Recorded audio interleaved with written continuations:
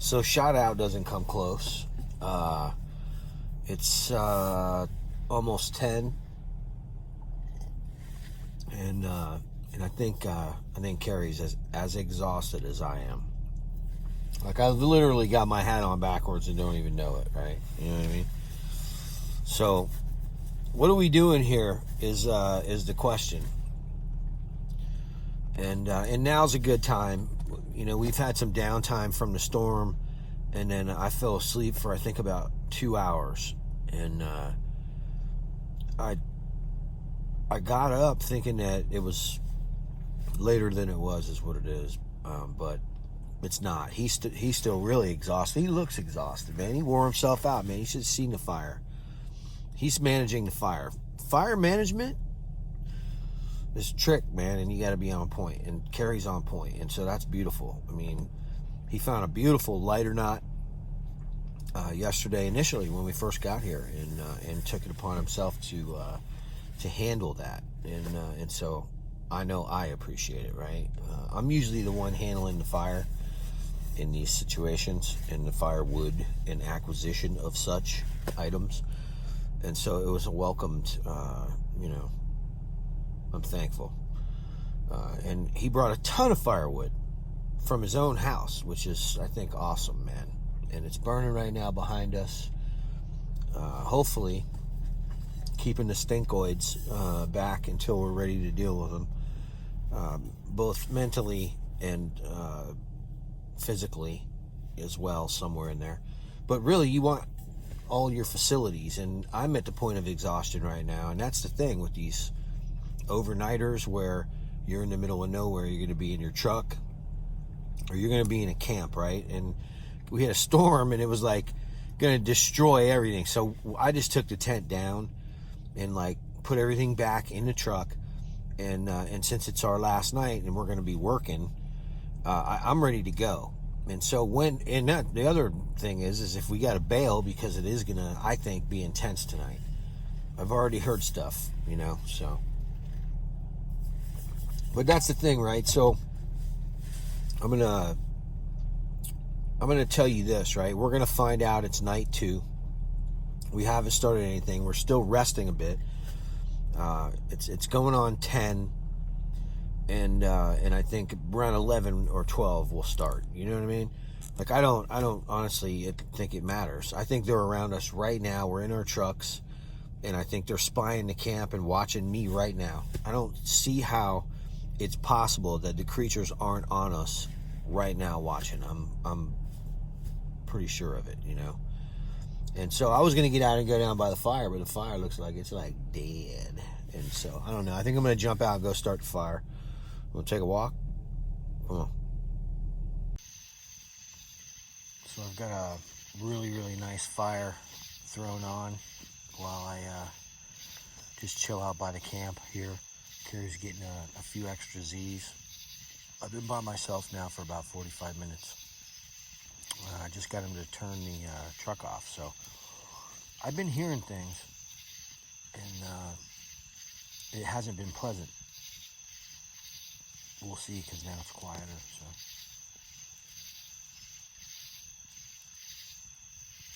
There seems to be a voice within this place,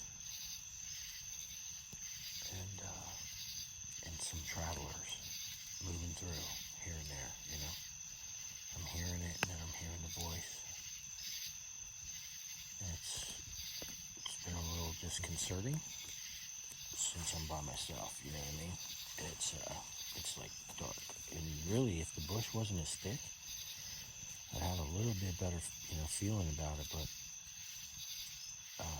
that's just not the case,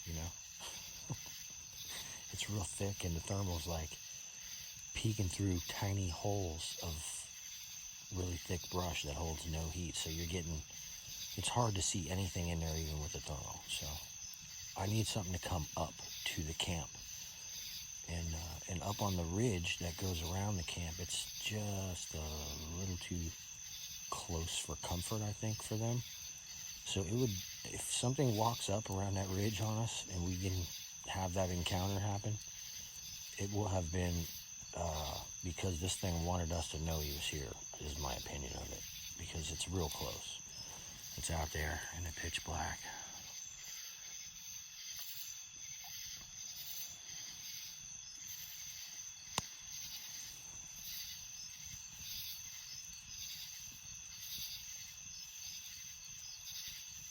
Let's see. I've heard what sounds like sneaking quite a bit here in the last hour.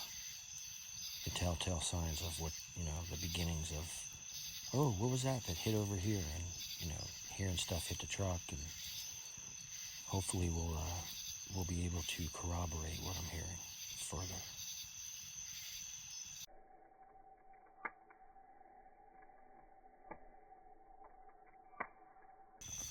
All right, so we're shooting around the fire right now, and we're listening, just to see if anything comes in, and Carrie's resting a little bit more, and then we're gonna make some calls and try to see if we can get anything to come in. If we can't, and it appears to be safer, on Donnie's advice, check it first. Then we're gonna try an incursion. Now, if that happens, I don't know what's gonna happen, man. I just know what he's telling me he's been seeing, and what him and his friends have been experiencing here, and other researchers have experienced and seen and witnessed. So we already know they're waving at people in here for whatever reason, and using their hands in strange gestures and showing themselves. So, and also what's got me rattled is that he's also seen a dog creature in here a few miles from here. So, but it's the same forest, it's the same hills. So it's like, ain't no fences out here, buddy. And it was a small one, so you know what that means. I'm watching everything.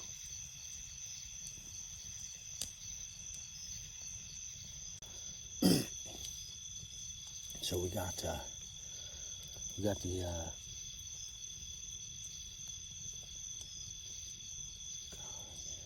iPad going, and we got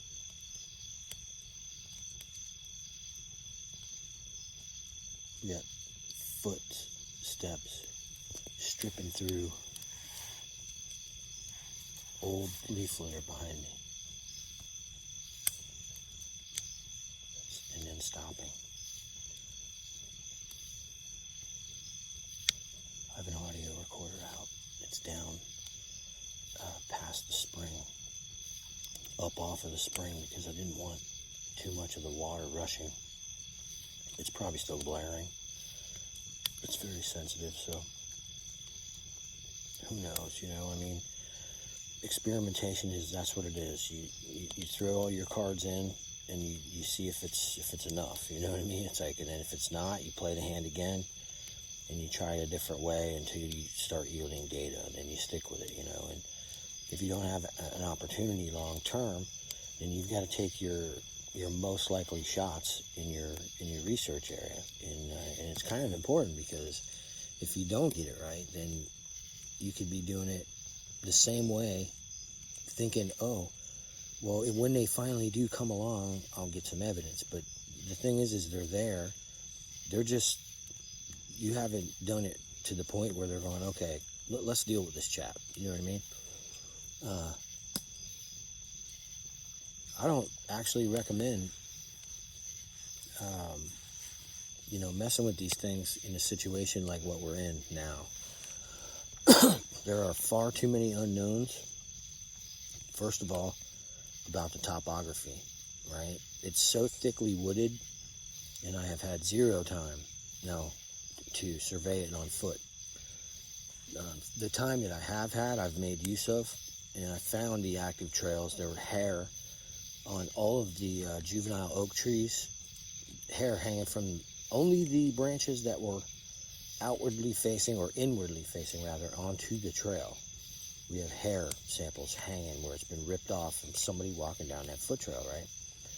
With really long hair on their shoulders, and I've seen these things, and they have variation in the hair lengths all over their body, man, as well as the density. The shoulders in that neck area carry some long hair, man. I've seen it, and it gets snatched right off. And so you take 5 feet in the other direction, and you don't get it.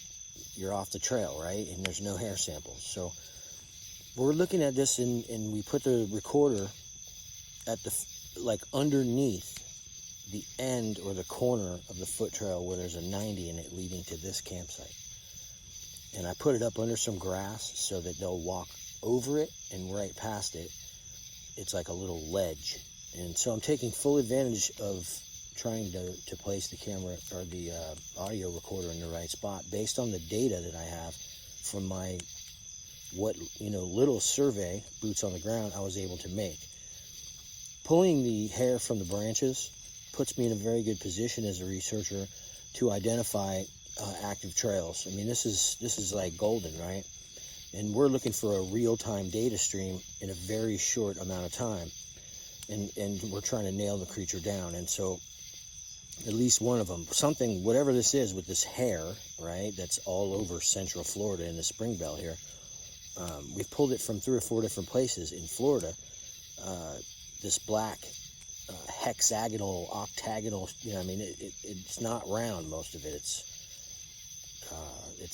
It's strange, and it has some really interesting characteristics, but finding it here again amongst the blue holes and the natural springs in this belt is interesting to me, because I don't typically see a lot of this black hair down south. I'm seeing, the further south you go, it seems like we're seeing more of the clear hair thing down there, and I'm not sure what that's about, but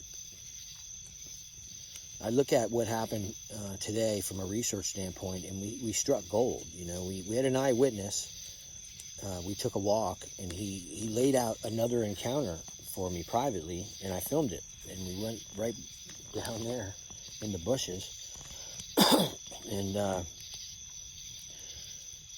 he told me what happened, and it turned out that Matt Williamson was involved, and they had actually entered the area from another direction, and not come in the way we have come in where we're camping, and they were on the other side of the water, is the way I was told. So we were in standing, according to his anecdote, exactly where the group of, the 2 researchers and Donnie figured the creatures would be standing when the incidents occurred. They were on the other side of the spring, right, on the creek. So we were standing where they thought the creatures were. So I just started looking around, and right there, within 6 to 7 feet of where Donnie was standing, and saying, yeah, it was right in this area the creatures were, there's hair samples hanging off the trees right there. And you can literally walk around the area, but where the hair samples were, you could easily observe through the bushes the area where the researchers were standing with Donnie. And so I made notes on all of this stuff, and here's hair samples where these creatures choose to observe, parts of their habitat, and they're there a lot, it seems, so I think in the future what we'll be doing is we'll be taking soil samples underneath the hair samples to see if we can pull some kind of an eco DNA sample out of the soil. I think it's actually probably highly probable in these situations where we are pulling potential physical evidence of this species from these trees, that we should be taking soil samples beneath it. So I'm going to look into that with Carrie, and we'll see if we can rustle some of that kind of stuff up, so that when we have a hair sample, we can tag it, but we can also have the soil sample that we can tag with it. I think that's going to be cool. If we got the hair, and then from the oils and God knows what on his feet stank, we end up getting DNA, I think that would be a notch for us in corroborating Donnie's story, which from a researcher standpoint, like normally collecting data and forwarding your own study is what this is about. But what we're trying to show you is that in a short amount of time, a very short amount of time, from a researcher's standpoint, visiting these places, if you're using your information properly from your prior expeditions, you should be building a case against these creatures, against the camouflage abilities, against how they use the territory against you, every little aspect of this. And so this data, when you go into these investigations collectively, allows you to start peeling back the layers of these new areas that you go into. And I think that it's so important for researchers to continue, where other researchers, have left off, in addition to their own, theories that they're trying to test in the field. There's a lot of stuff going on out there, and there are a lot of people experiencing a lot of this interaction with these guys, and the documentation is not solid enough. And this is what we want to do. For 7 years, we've been trying to learn how to document the creatures visually better, and so we're moving in the right direction with it. But we want to start educating you guys through Impossible on how you can do this, and so this first investigation, in my opinion, already was a slam dunk. When we identified these trails, I said before this, I promise you guys 2 things: we're going to find these trails that they're using, and we're going to try to find some tracks. Those are the 2 things I can promise you. We found the trails because basically Donnie walks them all the time, and he can't figure out who made them. So in the end, it's like one of those things where you got no undulate tracks anywhere, or maybe 1 or 2, but they're not even near the trails. And it's like a situation where you're seeing sign that the game in the area avoids these particular trails, and there, because there's far fewer tracks on them than there are other places. So who's on them, right? And so we're trying to corroborate, and we get hair. We have physical samples that we can test that visually match the other incredible samples we pulled from this area. So you have 72 hours before you self-destruct, Mark. Figure it out. And we're literally, I think I had just set up base camp, and Donnie put us on a trail, and 70 feet in, Carrie identified the very first tree that had hair hanging from it. And that's how simple it is. Paying attention and identifying off of other people's data. So what I'm giving you right now is that the sapling oak trees are collecting the hair in the spring belt. You want some of this hair? That's how you'll get it. You got to find the trails that are, hey, this is a trail. Where did this, this is in the middle of nowhere. Hello. We're on an 80-acre piece of wild Florida that's never been developed, and there are trails, hard compacted foot trails all through it. I'm just sitting here listening, and it's got to be voices. There's some kind of a going on, faint.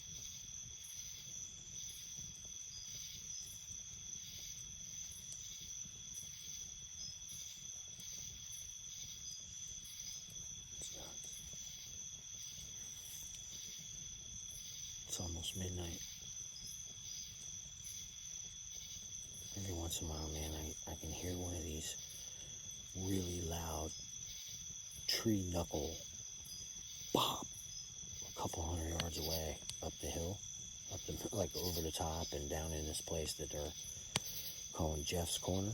I'm hearing big brush pops from that part of the property over there, and it's a couple 100 yards from here where we're at. I think it's over by where Donnie showed me the bend in the stream today.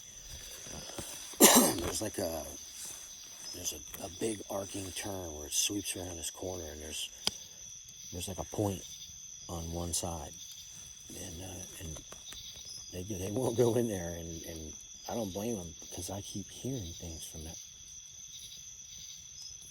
There was an owl a minute ago. That's why I got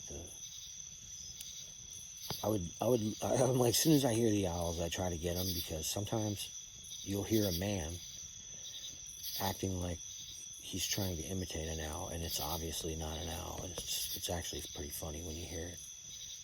I've never really heard a successful Sasquatch imitating an owl. I've only heard lousy Sasquatch imitating owl, man. It's like it's like a comedy.